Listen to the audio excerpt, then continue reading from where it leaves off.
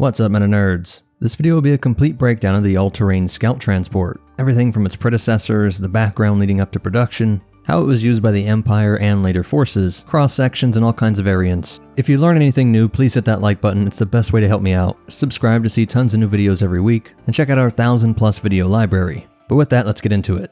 Starting with the production history, walkers have been a staple of war since the time of the Old Republic era, in various forms in just about every major faction. And though for the secret clone army, the AT-TE would be the main walker, serving as a combo of tank, artillery, and troop transport, there were many other walkers produced, from the nimble AT-RT, which could fit inside of that TE, and the AT-AP, dubbed the sniper tank, for putting an AT-TE's mass driver cannon on a smaller walker body. All these walkers would be produced by Rathana Heavy Engineering, a subsidiary of Kuat Drive Yards, which secured one of the most lucrative contracts in history, making everything from the Venators to the walkers, from the Republic through the Imperial Age, and even into the New Republic era, after breaking the company up to make it more politically palatable. Can't have the taxpayers thinking their economy and history were so tied to the military-industrial complex after all. It was on Jabeam that the galaxy would first see the AT-AT and AT-XT, the more nimble support walker for lighter armor and personnel that would spread out to secure territory that would be anchored by the AT-AT Big Brother, who could also remove any obstacle for them, be it a terrain issue or heavy enemy defenses. The XT and AT-AT were not mass-produced during the Clone Wars. It would end up being prototypes for their Imperial iterations. The XT was way more advanced in many ways, with a plasma shield generator, twin proton grenade launchers with a total of 18 grenades on board, but it was not as fast as commanders would like. And I would imagine there were logistical and maintenance issues with this, packing in too much tech, and of the wrong kind for this sort of vehicle. Though it was used effectively on Renvar and Thule, it would be most remembered for being the stepping stone for the AT-ST. Though much of Kuat's manufacturing was done in their orbital shipyards, they also had countless facilities across the stars, and the main AT-ST production site was on Balmorra.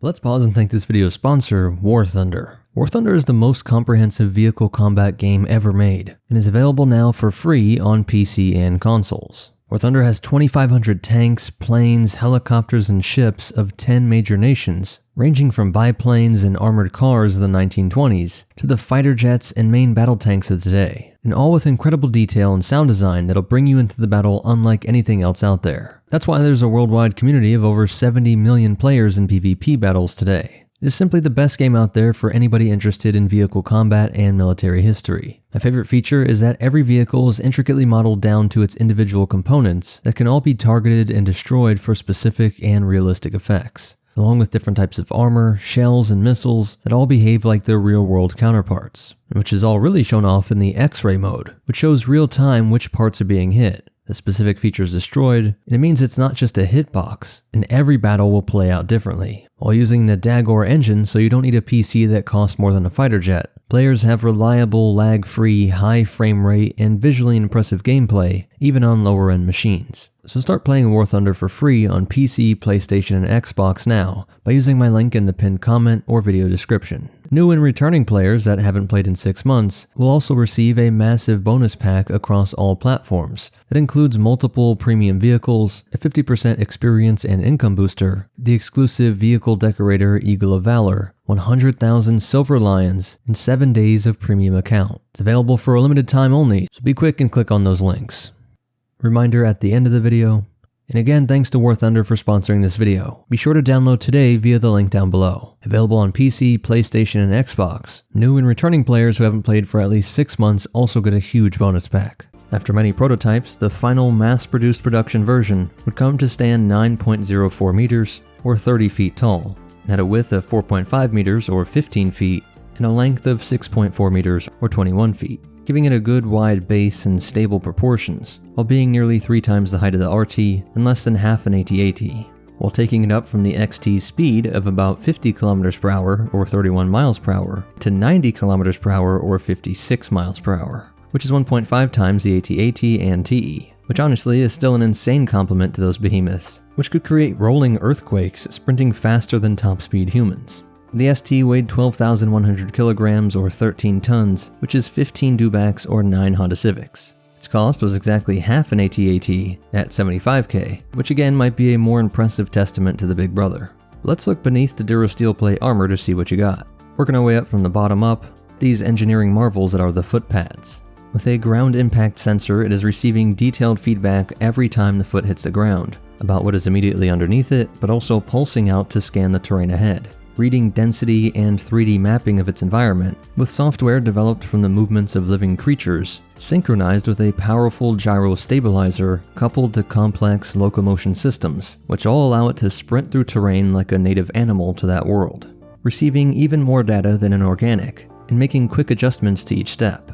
The pilot only needs to move forward, and the system calculates where exactly each foot should land, doing all that extremely quickly in between each step, at 56 miles per hour through rubble-filled streets of urban combat or tree-scattered foliage of the thickest forest floors. If the system did read that they needed to cut through something like a fence, there were specialized cutters on the tip that allowed it to clear the path for itself or ground forces. The walking system also relies on a sophisticated shock-absorbing system within the legs that are crucial for stabilizing and handling the impact of running through these terrains, coming up to a knee joint that connects to a second knee joint, which, because it is forward-facing and an obvious weak point, it does have this extra joint shielding. The last part of their intricate leg system doubles back to have a better center of balance, putting all that weight in the middle.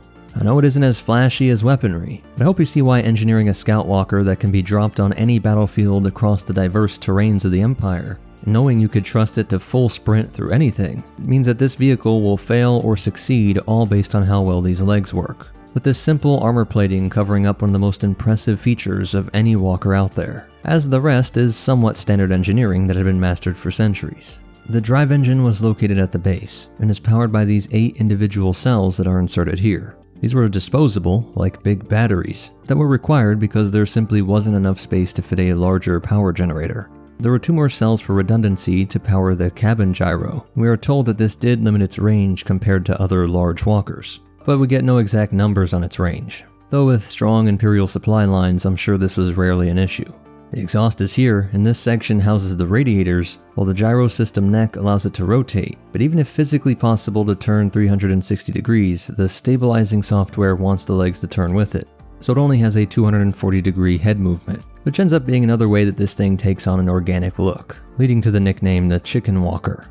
The chin-mounted guns are 2 Tamanback MS4 twin blaster cannons, which had a range of 2 kilometers, and were strong enough to blast apart trees, punch through some simple structures and light armor, and definitely evaporate enemy infantry. Its left cheek sports the Yauv Gunsmith's 88i twin light blaster cannon, which was more for just personnel, though it did have a 360-degree firing arc, which could be used with the sensors to fire precisely even behind the walker, which would be great for taking out a brave rebel with a rocket launcher, hoping to take a shot from some window or pop out of an alley, only to have this blaster spin around and melt their face.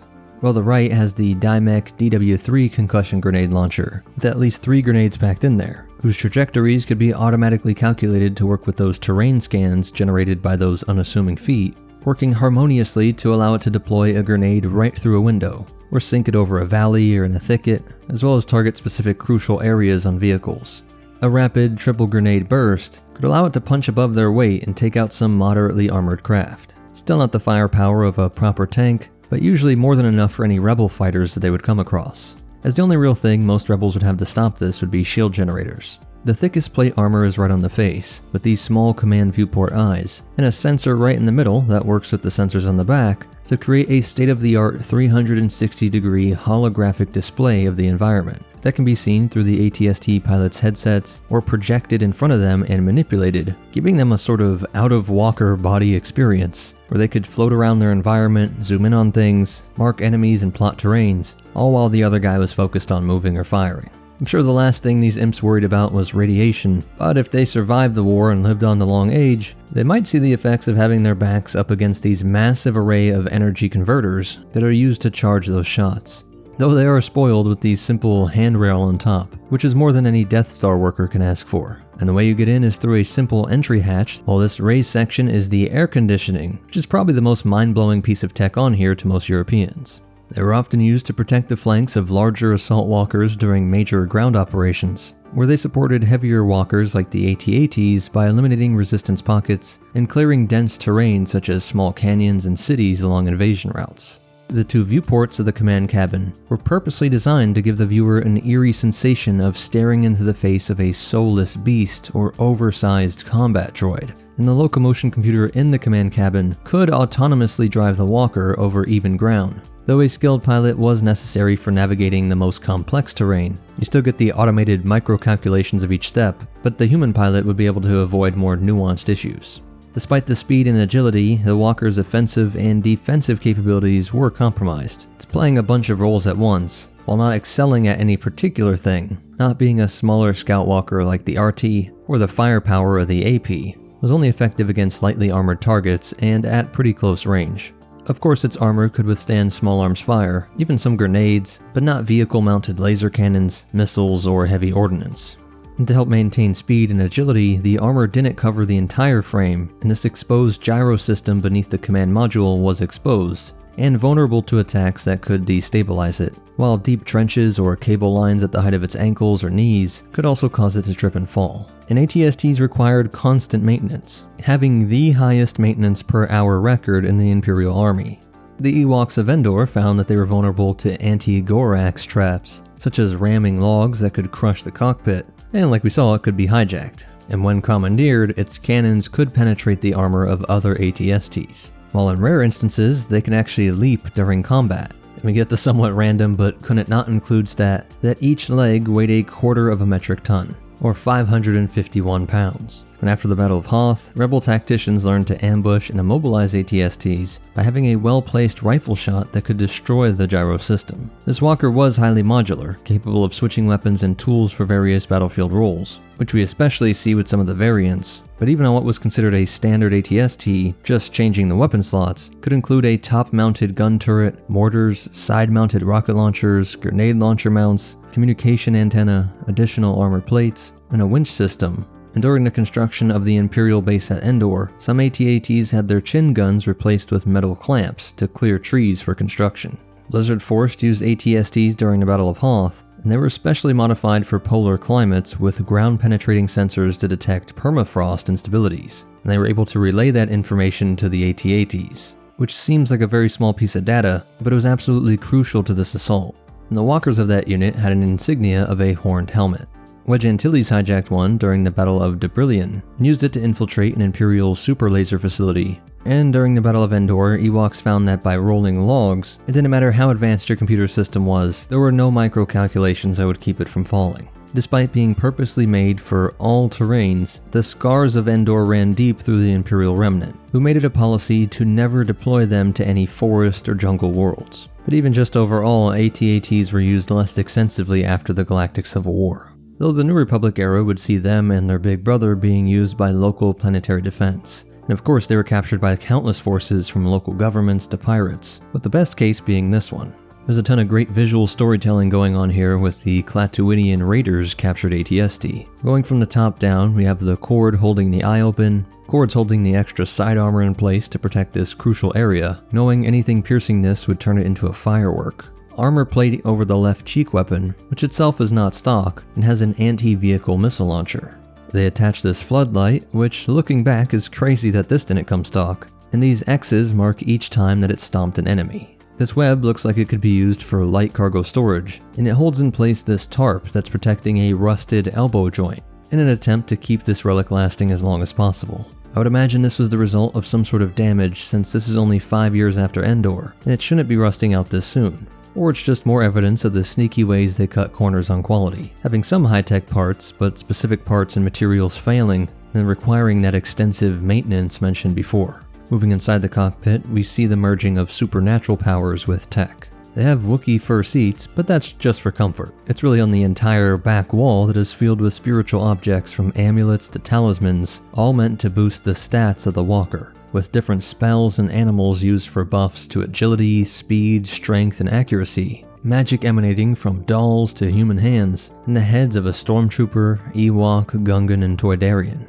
Well, even the paint job color has symbolic meaning, and the fountain of the ancients war paint across its face. We get the great line that, through experimentation, they found out that the pilot and gunner should not partake in this sacred spotchka drink, a ritual where the warriors usually consume this alcoholic substance before battle. And we see that the original pilot was kept alive. living a horrific existence as a slave of these alien cultist raiders that keep him on a leash and force him to maintain the walker. Everything from high-tech jobs to cleaning the mud out of its feet, which on this world must have been a constant task. These Klatooinians cross paths with the Mandalorian Din Djarin and former shock trooper Cara Dune, which led to an intense battle.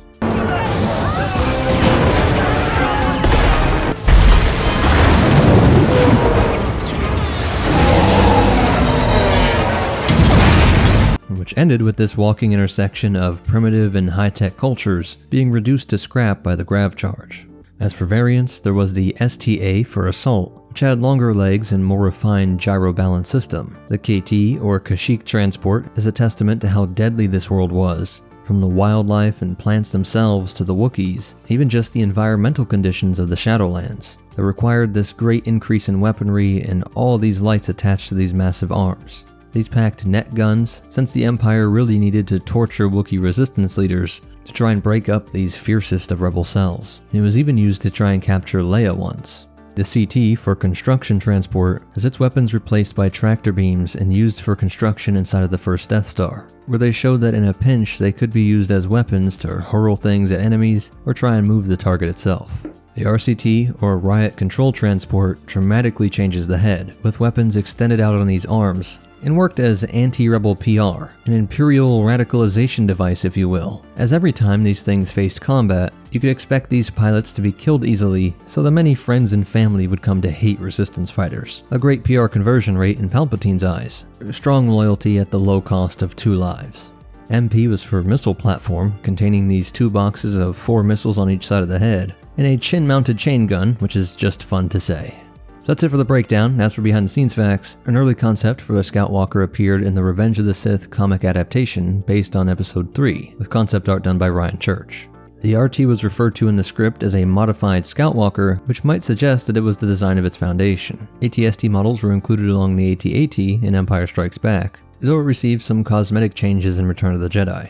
They appeared in a ton of different video games, with sometimes some non-canon changes for fun gameplay, but definitely its best appearance is in the non-canon expansion for The Force Unleashed 2, extending the Dark Side storyline, where Darth Vader commands his Dark Apprentice to eliminate the rebels on Endor. Chewbacca takes control of an AT-ST, attempting to block the player's path to the Endor shield bunker. Han Solo fires a rocket launcher at the Apprentice, but he uses the Force to redirect the rocket into Chewbacca's walker, before jumping onto it, prying open the hatch, and forcing Chewbacca out, leading to a battle where he overpowers Chewbacca and uses his body to shield himself from Solo's blaster shots, forcing Han to cause Chewie's death.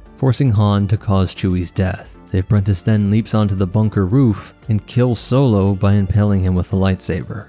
If you made it this far, please hit the like button, subscribe to see more, and check out these videos, I'm sure you'll like them. But most important of all, remember, you can make fun of the chicken walker all you want, but have fun trying to hit it with an RPG without getting 360 no-scoped in the face. And the Force will be with you. Always.